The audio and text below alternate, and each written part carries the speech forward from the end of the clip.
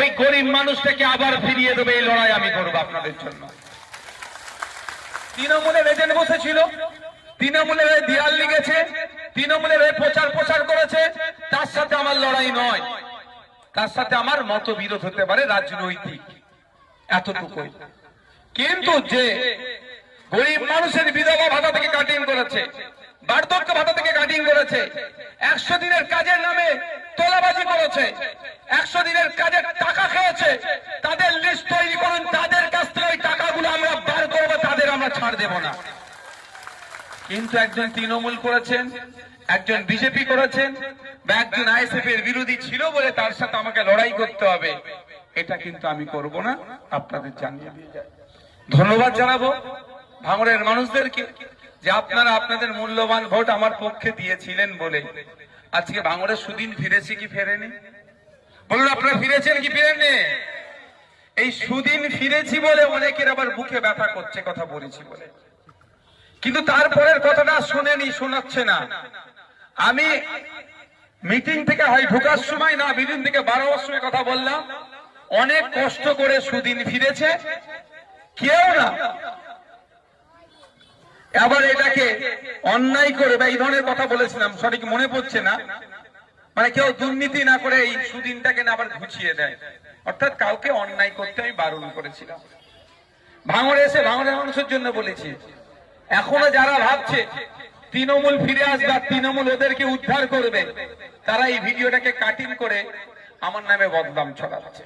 তৃণমূলে আসবে কি আসবে না, ফলতা নির্বাচন থেকে বুঝতে হবে। আমি বলেছিলাম না 4-5 নম্বরে থাকবে, নোটার সাথে লড়াই করবে, সেটাও পেত না। কেন যতটুকু পেয়েছে এটাও পেত না, কেন পেয়েছে সময় আসলে আমি বলবো। তারা এটাকে মিথ্যাচার করে আমার নামে বদনাম করার চেষ্টা করছে, আমি এগুলোকে পাত্তা দিই না। কিন্তু ভাঙড়ের মানুষের কাছে একটু খোলাসা করা দরকার। ভাঙড়ের মানুষদের বলবো, শান্তির সাথে থাকবেন, আপনি আপনার অধিকার নিয়ে থাকবেন। কে তৃণমূল, কে বিজেপি, কে কংগ্রেস, কে সিপিএম, কে আইএসএফ বিরোধী, কে আইএসএফ, ওটা দিয়ে বিচার হবে না। আপনার অধিকার নিয়ে আপনি থাকবেন। আপনার অধিকারে যদি কেউ হস্তক্ষেপ করে, সেই যে আইএসএফ এরও ছেলে হয়, আমি আপনাদের কথা দিয়ে যাচ্ছি, আমার সাথে আপনারা যোগাযোগ করবেন, তার বিরুদ্ধে ব্যবস্থা নিতে আমি একটু কুণ্ঠরোধ করব না। কারণ আপনারা মূল্যবান ভোট দিয়েই তো তোলাবাজ মুক্ত ভাঙড় তৈরি করছেন, গুন্ডা মুক্ত ভাঙড় তৈরি করার জন্যই তো আমাকে ভোটটা দিয়েছিলেন কি মায়েরা, যাতে মারামারি হিংসা না হয়। এই তো আমার এখানে এই দোকান, এই মোড়টাতে, নামটা ভুলে যাচ্ছি, মাথায় মেরে মাথাটা নষ্ট করে দিল, হ্যাঁ, হাকিম বাবু, আমরা ভুলে যাচ্ছি কি, উনি মারা গেছেন তো কদিন আগে, আমরা ভুলে যাচ্ছি না। তার বিরুদ্ধে কি ভোটটা হয়েছে তো হিংসা না হয়। তাহলে আপনারা ভোট দিয়ে ওই নটোরিয়াস ক্রিমিনালটাকে ভাঙড় থেকে তাড়িয়েছেন, সাথে সাথে যত গুন্ডা মস্তান ক্রিমিনাল আছে ভাঙড় থেকে তারা ভয়ে ভাঙড় ছাড়া হয়েছে। তা আপনাদের ভোটের জন্যই তো হয়েছে। আমি আপনাদের কথা দিয়ে যাচ্ছি, আপনাদের সাথ আমার লাগবে, নতুন করে গুন্ডা মস্তান ক্রিমিনাল সমাজ বিরোধীকে ভাঙড়ে জন্ম হতে দেব না। সাথ দেবেন তো? নতুন করে তোলাবাজকে জন্ম হতে দেব না ভাঙড়ে। যে কটা তোলাবাজ ছিল তারা আজকে ছাই ছুট হয়েছে, সেই সুযোগে কেউ যদি আবার নতুন করে তোলাবাজের জন্ম দিতে চায়, আমার থেকে আমাদের ভাঙড়ের বাসী তারা কি করবো, আমরা তার বিরুদ্ধে ঐক্যবদ্ধ হয়ে লড়াই সংগ্রাম করবো, তাকেও আমরা অঙ্কুরেই বিনষ্ট করব। শুধু চাই কি আপনাদের সহযোগিতা। পাবো তো নাকি সহযোগিতা? সহযোগিতা আপনাদের লাগবে, কারণ অনেক হয়েছে, অনেক হিংসার আঙুলে ভাঙড়কে ঝালানো হয়েছে, অনেক খুন হয়েছে, অনেক মারধর হয়েছে, অনেক মায়ের কোল খালি হয়েছে, অনেক পিতা তার সন্তানকে হারিয়েছে, অনেক সন্তান তার পিতাকে হারিয়েছে, অনেক মা তার স্বামীকে হারিয়েছে। আর নয়, হিংসা এবার বন্ধ হবে। আমরা ভাঙড়ের মানুষ খেটে খাই, আমরা পরে নিয়ে আমাদের চলে না। সকালবেলা উঠে কেউ লেদার কমপ্লেক্সে কাজে যায়, কেউ মাঠে কাজে যায়, বিভিন্ন জেলার কাজ কর্মস্থলে যায়, কর্ম করে আমাদের সংসার চলে ভাঙড়ের মানুষের। পরে মেরে কুটে আমাদের সংসার চলে না। গুটি কয়েক যারা পরে নিয়ে সংসার চালাতো, আজকে ভাঙড় থেকে তারা সাইড হয়ে গেছে। নতুন করে এরকম লোকের আর জন্ম দেব না। তাই লক্ষ্য আপনাদের রাখতে হবে। শুধু নওশাদ সিদ্দিকী একা লক্ষ্য রাখলে হবে না, আপনাদেরও লক্ষ্য রাখতে হবে যে ভাইজানের সাথে যারা উঠা বসা করছে, ভাইজানের আদর্শ নিয়ে, পার্টির আদর্শ নিয়ে চলছে কি চলছে না, আপনাদেরকে সেটা লক্ষ্য রাখতে হবে।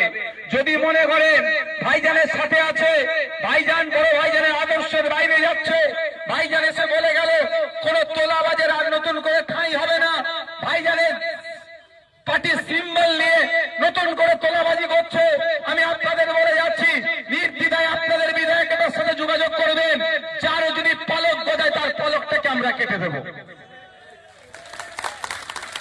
অনেক হয়েছে। মানুষ এটা চাই না, মানুষ তোলাবাজি চাই না, হিংসা চাই না, মারামারি চাই না। মানুষ কি চায়? একটু শান্তিতে থাকতে।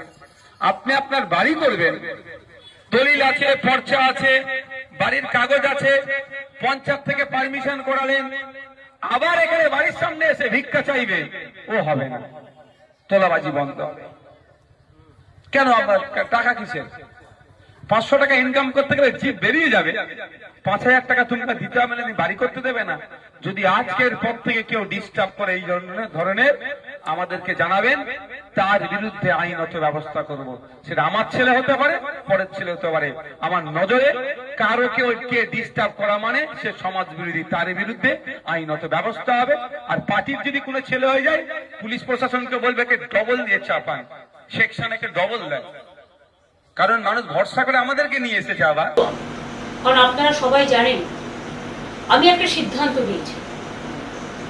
আমি দুঃখিত, আমি সব সংবাদ মাধ্যম খারাপ একথা নিশ্চয়ই বলবো না, কিন্তু এখানে ব্যতিক্রমীও কেউ নেই। মানুষ শুধু ব্যতিক্রমী। আজকে যদি আপনারা জিতেই থাকে, জোর করে, লুট করে, ভোট লুট করে, মানুষের নাম বাদ দিয়ে, এবং বেলা 11টার পর থেকে কাউন্টিং সেন্টারে কাউকে কাউন্টিং এ এজেন্ট ঢুকতে দেননি। আপনারা এজেন্টের আইডি কার্ড কেড়ে নিয়েছেন। আমার কেন্দ্রে আমি যখন খবর পেয়ে গেছি, আপনারা আমাকে যে রাউন্ডগুলোতে আমি এগিয়েছিলাম 13,000 ভোটে, আপনারা, আমি দেখেছি যিনি এখন গদিতে বসেছেন তার নাম করতে আমার ভালো লাগে না, তাকে আমরা অনেকদিন ধরে চিনি। তিনি নিজে বসে লুট করছিলেন, ডেটা সেন্টারে বসে আমি নিজে দেখে এসেছি। আমাকে ঘাট ধাক্কা দিতে দিতে তাড়িয়ে দেওয়া হয়েছে, হলের বাইরে বের করে দেওয়া হয়েছে। সিআরপিএফ আর বিজেপির কর্মীরাও আমি শুনেছি পুলিশের ড্রেস পরে, সিআরপিএফ এর ড্রেস পরে ভেতরে বসেছিল। আর যারা ডেটা সেন্টারে বসেছিল তারা কিন্তু সবটাই বিজেপির আইটি সেন্টারের লোক ছিল বলে আমি শুনেছি। আমি সহ, আমার চিফ ইলেকশন এজেন্ট সহ, আরো 4টে দল সহ অন্যান্য পার্টির এজেন্টদেরও সবাইকে বের করে দেওয়া হয়েছিল।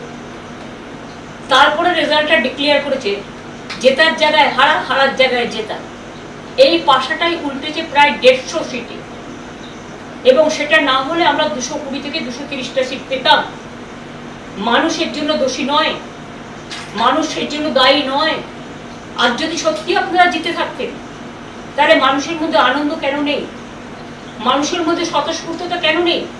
কেন বাংলা আজকে লুম্পেনদের হাতে ছেড়ে দিয়েছে, যারা মাথায় ফেট্টি পড়ে আর মোটর বাইক নিয়ে লুট করছে মানুষের ঘর, পার্টি অফিস লুট করছে, বাড়ি লুট করছে, মা বোনদের আত্মসম্মান লুট করছে।